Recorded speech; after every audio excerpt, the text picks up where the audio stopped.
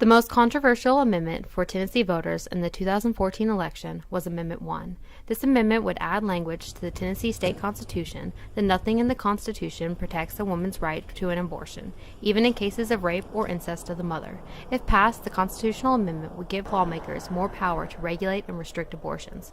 Tori Mills, External Affairs Coordinator of Planned Parenthood of Middle and East Tennessee and campaign field organizer for Vote No on 1, explained to us more about the amendment.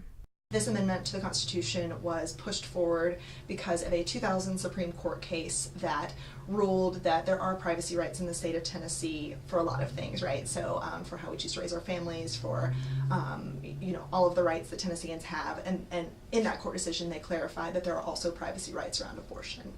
What this amendment did is it went back and changed our Constitution to actually say no, there are not privacy rights around abortion in the state of Tennessee. We asked Mills what she thought would be the outcome if Amendment 1 were to pass. I think that we are going to see laws being pushed ahead that are going to restrict abortion access and that are going to make it more difficult for women in this state to be able to access safe and legal abortions.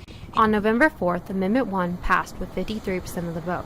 Our news organization reached out to the Knox County chapter of Tennessee Right to Life for an interview, but were unable to set one up. They did, however, respond to us through email stating they were thrilled Amendment 1 had passed and that since the decision, their office has been very busy with post-election interviews and meetings.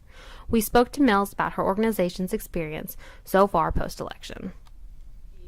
The upside of this, that even though we didn't win on this issue, that we didn't successfully keep the amendment from passing, that we really did a good job shifting the conversation for Tennesseans.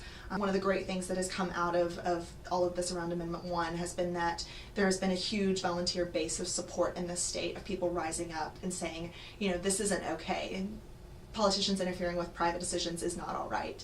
And so I think that we now have the power in the grassroots group of folks to make sure that our legislators hear our voices. This is about privacy rights, that this is about civil rights, that this is about a lot of things that Tennesseans hold very near and dear. According to the Knoxville News Sentinel, the first restriction on abortion following the passing of Amendment 1 was formally proposed by a state house member from Rutherford County, introducing a new legislation that would enact a mandatory ultrasound and waiting period for women seeking abortions.